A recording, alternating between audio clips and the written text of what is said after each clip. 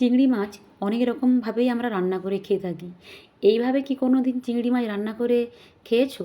না যদি খেয়ে থাকো, তোমাদের জন্য এই ভিডিওটা। নমস্কার, অন্বেষা ভ্যারাইটি ভিডিওতে আবারও একটি নতুন পর্বে স্বাগত জানাচ্ছি। আজকে আমি ভেনামি চিংড়ি মাছ একদম নতুন ধরনের রান্না করে তোমাদেরকে দেখাবো। তো এই চিংড়ি মাছগুলো একদম টাটকা তাজা, এখনই ধরে আনা হয়েছে। আমরা মন্দারমণি এসেছি, মন্দারমণিতে যেই হোটেলে আছি সেই হোটেলে একজন দাদাভাই আমাদেরকে ধরে এনে দিয়েছে। আর আজকে আমি নিজে হাতে রান্না করে সবাইকে এই চিংড়ি মাছটা খাওয়াবো। তো তাই আমরা দু জায় মিলে বসে পড়েছি চিংড়ি মাছগুলো বাছতে। আর চিংড়ি মাছগুলো একদম তাজা, এইমাত্র সঙ্গে সঙ্গে উনি ধরে এনে দিয়েছেন। তো একদম কেটে বেছে ধুয়ে ফ্রেশ করে নিচ্ছি। তোমরা পুরো ভিডিওটা স্কিপ না করে দেখতে থাকো। আশা করছি ভিডিওটা খুবই ভালো লাগবে। ভালো লাগলে লাইক কমেন্ট শেয়ার করতে বলবো। নতুন বন্ধু আজকের পর্বে থেকে থাকলে বলবো আমার চ্যানেলটা সাবস্ক্রাইব করে আমাকে সাপোর্ট করো। আগামী দিনে যাতে তোমাদেরকে এরকম নিত্য নতুন রেসিপি শেয়ার করতে পারি, যাতে তোমরাও রান্না করে পরিবারের সবাইকে খাওয়াতে পারো। তো চলো, চিংড়ি মাছগুলো আমার বাছা হয়ে গেছে, এবার আমি ধুয়ে ফ্রেশ করে নিয়ে চলে আসছি। ধুয়ে ফ্রেশ করে নিয়ে ওই হোটেলের রান্নাঘরে চলে এসেছি। এসে চিংড়ি মাছের মধ্যে দিয়ে দিলাম লবণ, আবার দিয়ে দিচ্ছি হলুদের গুঁড়ো, আর দিয়ে দিচ্ছি সর্ষের তেল। দিয়ে ভালো করে মাছটাকে মানে লবণ, হলুদ আর সর্ষের তেল মাখিয়ে প্রায় আধ ঘন্টা মতো আমি রেস্টে রেখে দেব। পুরো ভিডিওটা স্কিপ না করে দেখলে তোমরা খুব সহজেই বুঝতে পারবে আমি কীভাবে রান্না করছি। আর যদি ভিডিওটা ভালো লেগে থাকে একটু অন্তত বন্ধুদের মাঝে শেয়ার করে দিতে বলবো। তো চলো, এটা আমি ঢাকনা দিয়ে ঢেকে রেখে দেবো আধ ঘন্টা মতো। এবার কিছু আমি মশলা রেডি করেছি।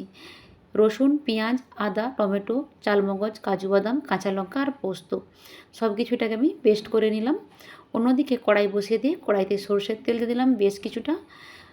তেলটা গরম হতে থাক। আর সব কিছু মশলা তোমাদেরকে আলাদা আলাদা করে দেখাতে পারলাম না, কারণ যেহেতু হোটেলে, তো তাই ওনাদের মতো করে একটু মশলাটা করে দিচ্ছে। তো তারপর তেলে চিনি দিয়ে দিলাম গোটা গরম মশলা। চিনিটা পেকে উঠলে ওই বেটে রাখা মশলাটা দিয়ে দিলাম কড়াইয়ের মধ্যে, দিয়ে ভালো করে কষিয়ে নেব। তো ওনারাই আমাদেরকে মশলাটা পেস্ট করে এনে দিয়েছে।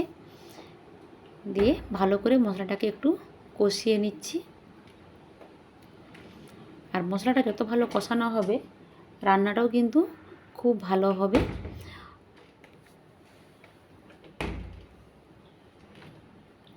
এবার দিয়ে দিচ্ছি শুকনো লঙ্কার গুঁড়ো। কিছুক্ষণ মশলাটা কষানোর পর দিয়ে দিচ্ছি শুকনো লঙ্কার গুঁড়ো।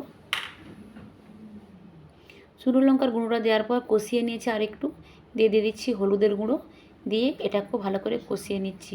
মশলাটা যদি ভালোভাবে কষানো না হয় তাহলে কাঁচা গন্ধ লাগবে মশলার। এবার দিয়ে দিচ্ছি কাশ্মীরি লঙ্কার গুঁড়ো। অবশ্যই তোমরা কিন্তু সরষের তেলে রান্নাটা করার চেষ্টা করবে, তাহলে স্বাদটা ভালো হবে। তারপর মিক্সি ধুয়ে মশলা ধোয়া জলটাও আমি দিয়ে দিলাম। দিয়ে ভালো করে মশলাটাকে সুন্দর করে কষিয়ে নেব। আরও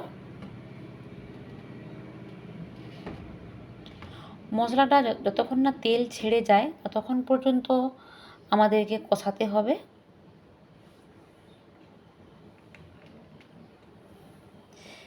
দেখো, ওনাদের রান্নাঘর এটা, যেই হোটেলে আছি সেই হোটেলের রান্নাঘর।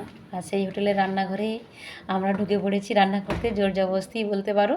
ইচ্ছে করলো তাই এখানের টাটকা তাজা মাছ দেখে রান্না করার। তো তারপর আমি ওই বেছে ম্যাগনেট করে রাখা মাছটা ওই মশলার মধ্যে দিয়ে দিলাম। অবশ্যই মশলাটার তেলটা ছেড়ে গেলে তারপরে এই মাছগুলোকে দিতে হবে। দিয়ে এবার বেশ কিছুক্ষণ ধরে আমি মাছটাকে কষাবো, যাতে সুন্দরভাবে কষানো হয়। বেশ কিছুক্ষণ ধরে মাছটাকে হালকা হাতে আমি কষাচ্ছি, যাতে না মাছগুলো ভেঙে যায়। আর ভেঙে যাওয়ার কোনো সম্ভাবনা নেই, কারণ যেহেতু টাটকা মাছ। তো তোমরা দেখে বুঝতে পারছো অনেকক্ষণ ধরে আমি কষিয়ে নিয়েছি আর মাছ থেকে তেল ছেড়ে বেরিয়ে এসছে, অনেকটাই প্রায় হয়ে গেছে। এবার দিয়ে দিচ্ছি স্বাদ অনুযায়ী লবণ আর সামান্য একটু চিনি, কারণ স্বাদের ব্যালেন্স যাতে আসে তার জন্য। আর যে কোনো রান্না যদি হালকা চিনি দেওয়া হয় তার স্বাদের ব্যালেন্সটাও সুন্দর হয় আর খেতেও ভালো লাগে। তো আমার তেলটা সুন্দরভাবে ছেড়ে গেছে। ওই যে এখানে মাছটা ম্যারিনেট করে রেখেছিলাম সেই পাত্রটা ধুয়ে সামান্য পরিমাণে একটু জল দিয়ে দিচ্ছি। জল দিয়ে মাছটাকে আবার একটু নাড়াচাড়া করে নিচ্ছি। এই 1-2 মিনিট মতো একটু নাড়াচাড়া করব। আর মাছগুলো কিন্তু আমার একটাও ভেঙে যায় না, যেহেতু টাটকা মাছ একেবারেই। তো 1-2 মিনিট মতো একটু কষানো হয়ে গেছে। এইবার আমি 3 থেকে 4 টেবিল চামচের মতো টক দই ফেটিয়ে এর ওপরে দিয়ে দিলাম।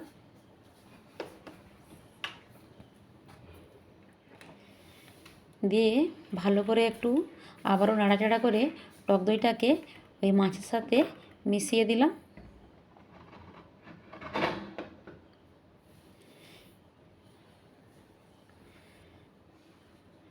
ভালো করে মিশিয়ে নিতে হবে।